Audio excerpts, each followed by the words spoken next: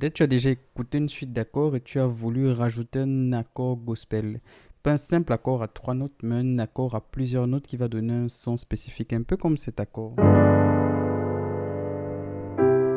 Et ça, ce sont des accords gospel qui sont très très utiles, mais encore faut-il savoir les utiliser. Donc dans cette leçon, on va voir un accord gospel altéré, très simple et très basique, que tu peux utiliser dès à présent, même si tu es à un niveau débutant. Et je te montre ça tout de suite. Bienvenue à toi qui me rejoins pour cette nouvelle leçon, c'est Cédric de Piano pour tous et au travers de cette chaîne, j'aide les musiciens à développer leur créativité. Si ça t'intéresse, va dans la barre de description pour t'inscrire rapidement à mon cours de démarrage au piano gospel que tu vas recevoir gratuitement pour pouvoir commencer à jouer tes premiers accords et tes premiers accompagnements façon gospel. Et bien sûr, clique sur le bouton pour t'abonner et active la cloche pour recevoir les notifications de mes prochaines leçons. Donc ici, on va attaquer un sujet qui n'est pas vraiment débutant, qui est intermédiaire, c'est celui des accords altérés. Les accords altérés, ce sont des accords qui vont être différents de nos accords classiques et qui vont procurer un peu plus de tension, je vais le dire ainsi, à nos accords de base. L'accord altéré basique que tu peux utiliser en tant que débutant, c'est un accord qu'on appelle accord 7 bémol 9. C'est vrai que le nom, il fait un peu peur. Mais l'accord 7 bémol 9, c'est un accord très simple. Comment tu joues cet accord? Imagine que tu dois jouer un sol 7 bémol 9. Donc déjà, tu commences par jouer un sol majeur, sol si ré. Et ensuite, qu'est-ce que tu fais? Après ton ré, c'est-à-dire après la note qui est au bout de ton accord, tu comptes des tierces mineures ou alors un ton et demi. Un ton et demi. J'ai cette note, ensuite un ton et demi. J'ai cette note, ensuite un ton et demi. J'ai cette note. Donc ça me fait un sol 7 bémol 9. Pourquoi est-ce qu'on l'appelle un sol 7 bémol 9? Parce que dans notre notation numérique, sol c'est 1, 1, 2, 3, 4, 5, 6, 7, 8 et 9 en fait c'est La. Donc quand on dit bémol 9, c'est que notre La, on l'a abaissé d'un demi-ton. On dit souvent en jargon qu'on l'a bémolisé. Donc il est là le sol 7 bémol 9. Et le sol 7 bémol 9 c'est un accord qui va procurer une tension intéressante. Pourquoi? Parce qu'il a un intervalle qu'on appelle un triton.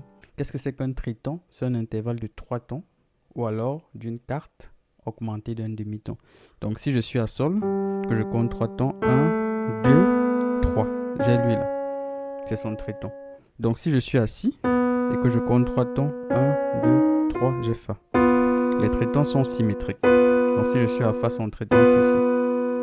Donc notre tierce ici, elle a un triton avec notre septième. Et notre quinte, elle a un triton avec notre septième bémol. Donc en vrai, cet accord, on pourrait le voicer en triton de cette manière. Mais ce n'est pas un cours sur les voicings, donc je ne vais pas faire de choses plus compliquées. On va juste jouer nos accords un peu compactés et ça va créer un peu plus de tension sur notre accord. Donc cet accord, il n'a pas un triton, comme on aurait si on avait juste joué ceci, mais il a 2 tritons.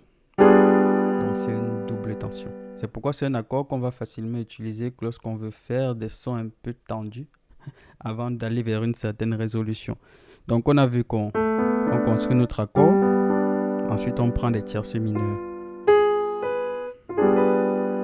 Donc ça c'est une manière de voir cet accord. Une autre manière de voir cet accord aussi, ça peut t'aider si tu es déjà à l'aise avec les accords diminués, c'est que c'est un sol majeur auquel on rajoute un fa diminué. Donc tu prends ta note dont tu veux construire le triton, tu la baisses d'un ton et tu rajoutes son diminué là. On peut aller ici, aussi ainsi. Imagine que tu dois faire un Ré 7 bémol 9, donc tu construis Ré majeur.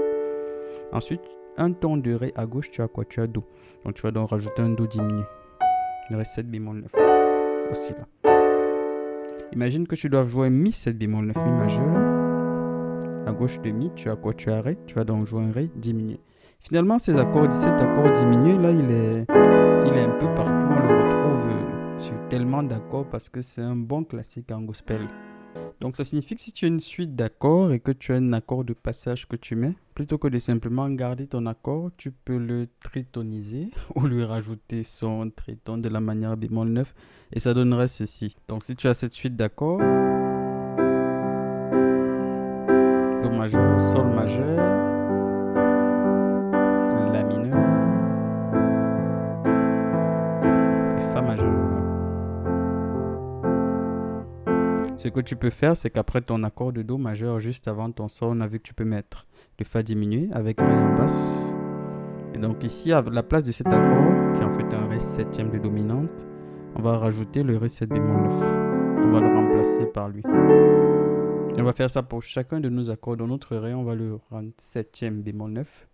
Ensuite, avant notre La, on avait cet accord qui a mis 7. On va le rendre 7 bémol 9. Ensuite, avant le Fa, on avait cet accord. Oui, c'est ça. Qu'on va rendre 7 bémol 9. Et avant le Do, on avait cet accord qu'on va rendre 7 bémol 9. Ça donnerait ceci.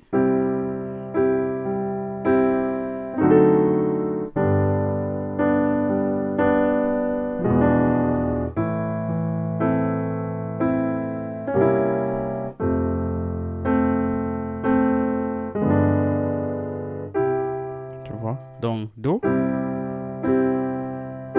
Ré 7 bémol 9, Ré Do diminué, Sol majeur, Mi 7 bémol 9, c'est Mi, avec Fa diminué, La mineur, Do 7 bémol 9, donc c'est Do, avec Sol bémol diminué, Fa majeur, Sol 7 bémol 9. Sol 7 bémol 9, ça va être Sol et Fa diminué. Donc, sachant que vu que ma note de Si elle est à gauche, je peux la jouer directement ici. Donc, je peux juste jouer Sol, Ré et Fa diminué. Mi, Si et Ré diminué. Do, Sol, Si bémol diminué. Ré là et Do diminué. Je peux jouer ainsi pour garder une note de la gamme de Do. Donc on a Do majeur, Ré 7 bémol 9. Je prends cette note pour ne pas finir sur une note qui n'est pas dans la gamme de Do. Sol majeur. Et mon accord, je ne le joue pas comme ça. J'essaie de passer sur les notes basses pour adoucir un peu le son. Et là, pareil, je joue cette note.